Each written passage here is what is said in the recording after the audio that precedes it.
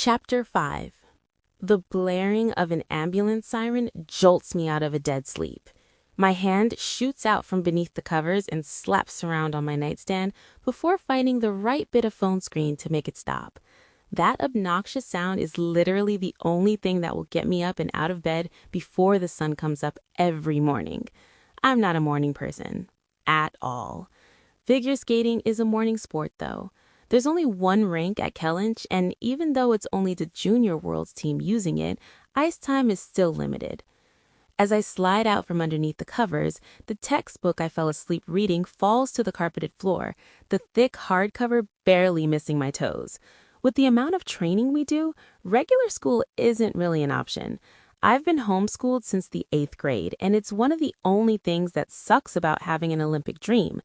Back then, I thought it was cool not to have to go to class every day when all my friends did, but over the years, I lost track of most of them. Now I'm that ice skating girl they used to go to school with. No junior prom for me this year or senior prom next year or homecoming court. Is that even a thing anymore? I wouldn't know. The one nice thing is not having to be in class super early after skating.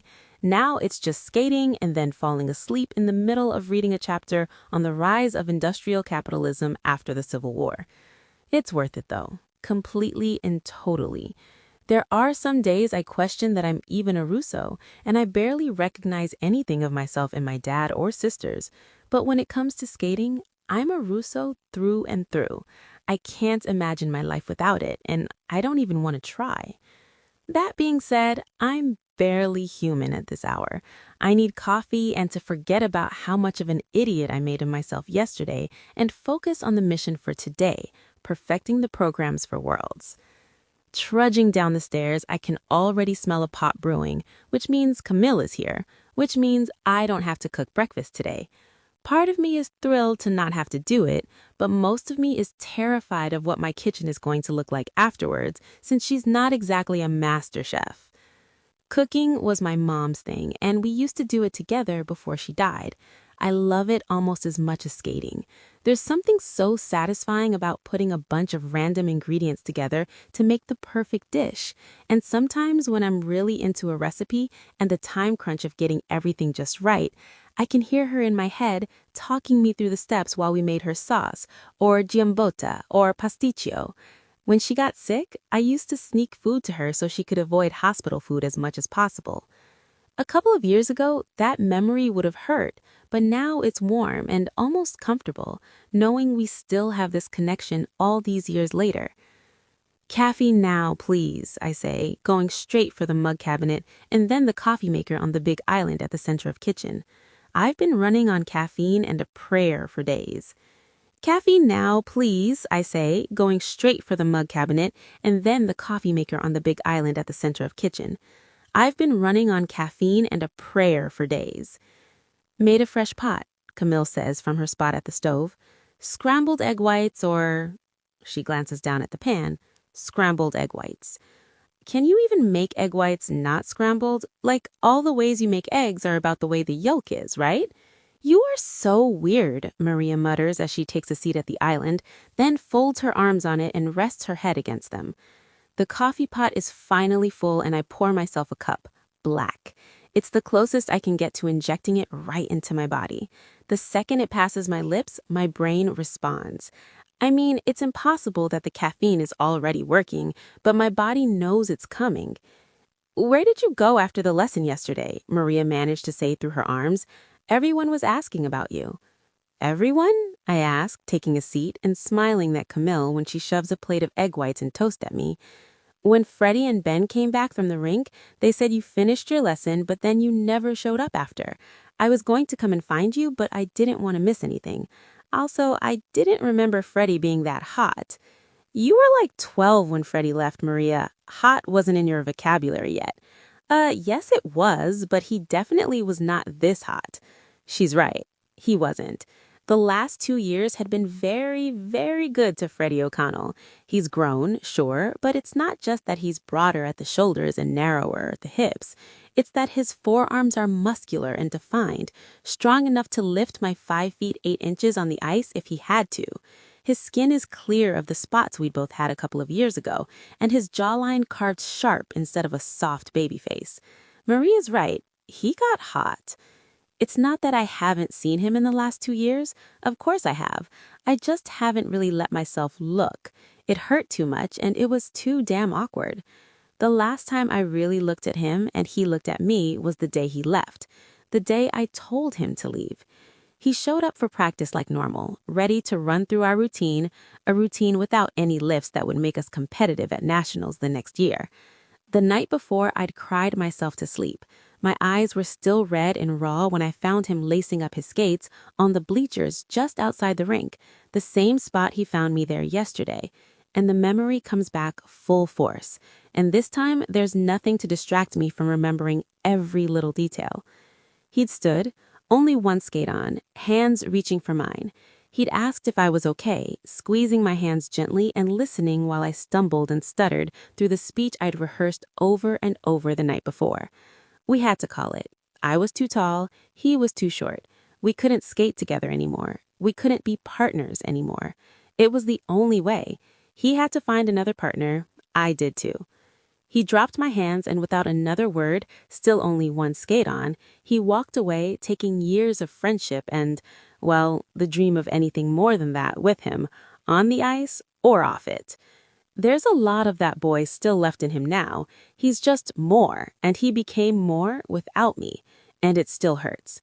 Less now than it did then, but also, he really is wildly and unfairly hot. My stomach flips, and it has nothing to do with the slightly charred egg whites Camille tried to pass off as breakfast. Oh, this is not good. I cannot crush on Freddie. There is nothing good down that road. It would be even worse than crushing on Brayden. Riley seems to like him, and it almost sounds like Maria is ready to give up her completely hopeless crush on Charlie in favor of my former partner. Crap, this is very, very not good. Anyway, Maria's still talking, and she breaks into my thoughts. He said that you look tired. Well, he's not wrong. Here I am thinking about how he grew up to look like a Greek god, and he thinks I look tired. Wow, that stings. Camille turns to me and twists her mouth into a frown. You do look a little tired, she says. Are you getting enough sleep? 8 hours every night, I say, shrugging, pushing the egg whites around the plate. That's a lie, but she hums her approval. Well, I hate to break up this party, but you and I have the ice in less than an hour. When do Charlie and I have it? Maria asks. Noon, Camille says. Almost instantly, Maria is out of her chair, across the kitchen, and headed toward the stairs, and I assume back to bed. I'm gonna go shower and I'll meet you at the rink, I say, taking one last bite of the egg whites, making a mental note that I should cook breakfast tomorrow. The pop beat of The Weeknd's Blinding Lights pounds through Kellinch's speakers, but not loud enough to drown out Georgia O'Connell Croft's directions from the edge of the ice while Riley and Freddie skate through their free dance. Every ice dance couple has 2 routines. The rhythm dance is the shorter of the 2, where the dance style and the beat of the music are picked out for us by the sport's governing body before the season even starts, though we do get to choose the actual song. This year, we have to skate a Westminster waltz. It sounds super stuffy, because it is, but as long as you're doing the right choreography and formations, it's easy enough to disguise that with your musical choices. The second program is the free dance, where we can really let our personalities and strengths shine through, both in the choice of music and choreography. This program is exactly why Riley and Freddie work together so well on the ice. They're both so high energy, constantly bouncing off the walls. They need something the crowd can clap along to, and it's a little bit retro with the synthesizers playing in the background, almost like it sampled a song from the 80s. Watch your footwork there, Riley, Georgia calls out. Another millimeter and your skate would have tangled with Freddie's and splat. I make my way over to some of the empty space beside the rink to start stretching and warming up. They should be finishing up soon, and Brayden should be here any second. He's never late, but never early either. My eyes follow Riley and Freddie as they crisscross the ice. They're good. I mean, of course they're good. They qualified for Worlds too, but they're not as good as we are. their lifts, and the overall complexity of their routines just aren't where they need to be in order to really challenge us. Not yet, at least. One day soon, though, maybe even later this year, if some of the things I've seen them working on in the videos Riley's always posting work out, they'll be nipping at our heels. I make myself stop watching and start jogging back and forth, swinging my arms around to get my blood pumping against the cold of the rink. We'll be working on our rhythm dance today, so I turn the volume all the way up on my earbuds and let the sounds of Billy Joel's Vienna totally overpower everything around me. It's kind of an old-school choice, but Brayden got to pick the song for our free dance, so it was only fair that I got to choose the rhythm dance music. Vienna was my mom's favorite song, and it was barely out of my mouth before Camille agreed to it. Skating to it is like having Mom at practice every day, sitting in the bleachers silently and then smiling widely afterwards, asking me if I had fun, because that was the most important thing about skating, even when you dream about gold medals.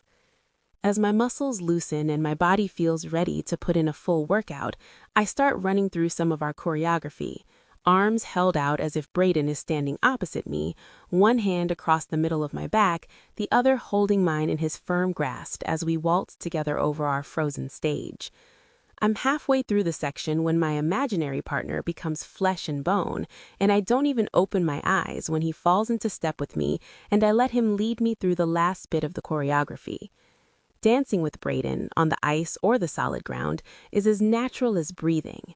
He's the kind of partner who knows how to bring out the best in whoever he's skating with. I'm lucky to have him. I spin under his arm one final time before he draws me close for our final pose, and I bend back over his arm. He follows, his forehead resting against my neck, his face buried in my shoulder. Then, as the music cuts, he pulls me right back up. I finally open my eyes, and his gaze meets mine immediately and holds. These are the moments on the ice when I don't struggle with expression. When we look at each other, it's easy to look into Brayden's eyes and react, reflect the emotions I see playing across his face. And this one is easy to identify. Want. Something in my chest twists pleasantly at that thought, especially after thinking about what Freddie told Maria.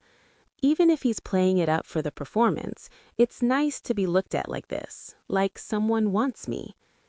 Good, you're both here, Camille says, coming over and breaking the moment. I pull out of Brayden's grasp and turn to face her, hoping she didn't notice what I interrupted. But Camille, being Camille, misses nothing. She only raises an eyebrow at me and continues talking. Finish warming up. I don't want to waste any ice time. You should consider today the beginning of World Championships. You'll be skating against your fiercest competition every day from now through the final skate in Paris. That's the level of focus I expect of you each and every time you're out on the ice between now and then. Am I understood? Loud and clear. I say, it's what I want to hear. I want to throw myself into training for the next few weeks. I want to block everything out and everyone else and keep my sights set on one thing, a Junior World Championship gold medal, the perfect jumping off point for a 4-year run to the Olympic Games. Brayden nods and salutes, but without the usual accompanying smirk spreading over his face, which is about as serious as he ever gets. Freddie and Georgia are leaving the ice and Camille motions for us to follow her. Twizzles today, Camille says, and Brayden groans. We're a great ice dance pair, but if we do have a weakness, it's in our twizzle sequence. Ask us to do a complex lift that even some of the senior ice dance pairs would shake their heads at, no problem. Brayden and I have this sort of innate trust, and we've had it for almost the first moment we started skating together. He's not going to drop me. Twizzles, though. It might sound like a ridiculous made-up word, maybe a kid's TV show or candy, but when we first started skating together, twizzles were the bane of our existence. They're multiple turns done across the ice with your partner, but unlike most of the rest of the program, there's no contact between us, so it's easy to lose rhythm and fall out of sync. We've improved vastly over the last 2 years, but every once in a while, problems still crop up, and it's always super obvious when it does. You can't fake a good twizzle sequence. Hey, Riley says, leaning over to put on her skate guards. Freddie and Georgia are already out the door. You're coming tonight, right? Tonight? Yeah, team dinner at the Kellen's house. We're gonna eat and then watch the first episode of Elisa's show." I blink in surprise. I forgot that was airing tonight. It's funny that almost as soon as Elisa and Dad left, all my attention centered on the people surrounding me instead. I stopped focusing on everything they talked about for months, sponsorships and Beijing and what exactly would have to go right for her and wrong for everyone else in order to medal. It was all replaced by Paris and Braden and our chances at Worlds and Freddie O'Connell's re-entrance into my life. I guess tonight those two worlds are going to converge. Riley rolls her eyes at me and giggles. "It'll be fun, and you didn't come last night, so you cannot say no. Besides, I need you there as my eyes." "Your eyes? You're so good at reading people. I need you to observe Freddie with me and see if there's any hope." "You can't tell if he likes you? Freddie's not exactly a subtle guy." "What you see is what you get with Freddie. He wears his heart on his sleeve. So open and free and, yeah, a little bit wild. Willing to try anything once and always down for an adventure, like giving up hockey for a 1 in a million chance at going to the Olympics." Riley's eyebrows furrow and her head tilts. "Freddie? Freddie O'Connell? My partner? He's the least obvious person in the world. We spend almost all our time together and I can never guess what he's thinking." "Really?" "The Freddie I know wasn't like that at all. He always shared what was on his mind, even if it was the most random thing, like the time he spent an entire training session thinking out loud about how whenever people talk about their past lives, they always talk about famous people, but that it wasn't possible for everyone to have been famous in a past life, which turned into a week-long debate about whether or not either of us believed in reincarnation. I thought no, he thought yes. I wonder what he thinks now. See? This is why I need you there tonight. You've known him a long time. You'll be able to tell. Please say you'll come. 6 o'clock.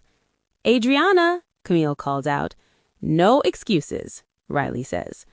Okay, I finally agree as Riley disappears through the doors and I turn toward the ice. Joining Braden at the far end of the rink, we wait for Camille to count us into the steps. What was that about? "Apparently, tonight's dinner at Kellen's house is mandatory attendance." "Huh," he says. "I guess my invite got lost in the mail." "If I'm invited, then you're invited. Come with me?" "Ah, how the tables have turned. I'm always inviting you places and you never say yes." "Because you're always going to keggers and clubs, and that's so not my thing."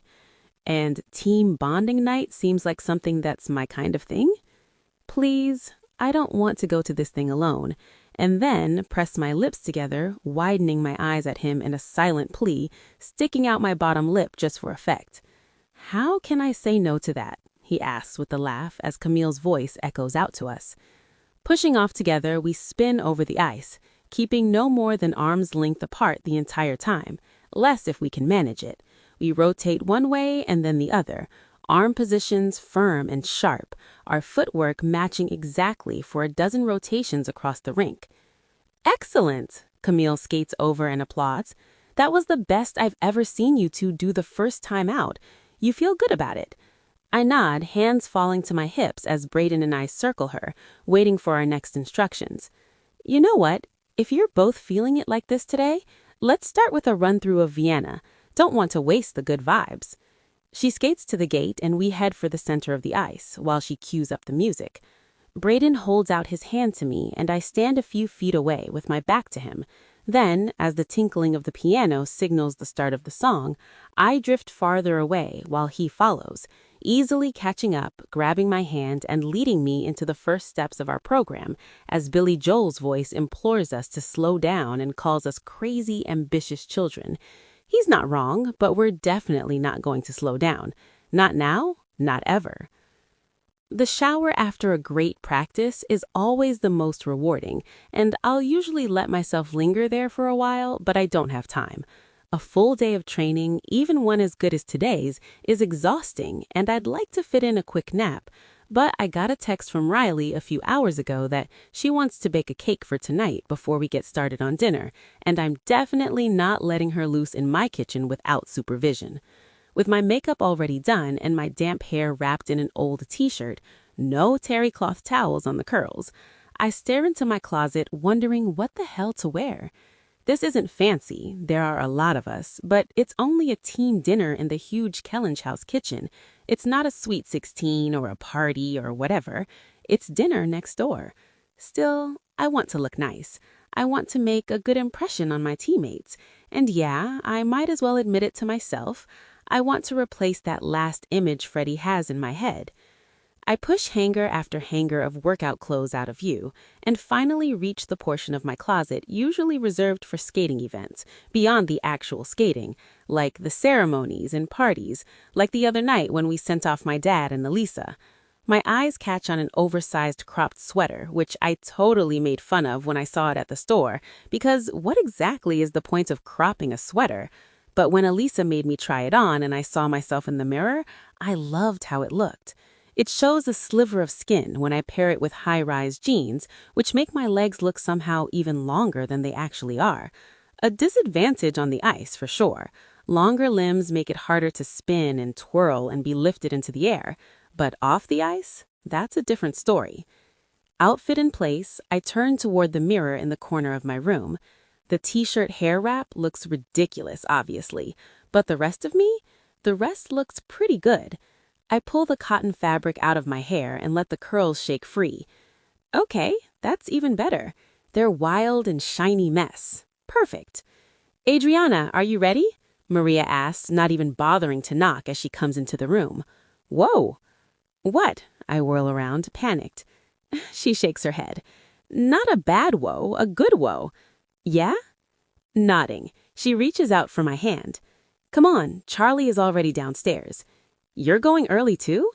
Well, if Riley's cooking, then Charlie is going to want to help his sister, which means I'm going to go too, obviously. Obviously, I repeat with a bit of exasperation. I thought she was moving on. I know, but I can't help it, she says, tugging on my arm, and I let myself get dragged out of the room, managing to snag my phone off my dresser. Maria stops dead in her tracks when we make it down the stairs. Selfie, she says, leaning into me, and I quickly snap a picture of us, her blonde locks tangling with my brown curls as we smile for the camera. I lower the phone and see Charlie waiting in the front hall, along with Brayden. Hey, he says. I said 6. He acknowledges it with a nod. You did, but then Charles here. Charlie practically swoons when Brayden says his given name. Texted me that he and Maria were going early, and so here I am. You've never been early a day in your life, I say, narrowing my eyes at him while I grab my coat. Kellen's house is only a few yards away, but it's still below freezing outside. Something's up. Nothing's up. Why would anything be up? He asks, stepping forward and holding out my scarf for me when I turn to face him. His eyes are alight with mischief. The next few hours are going to be very interesting.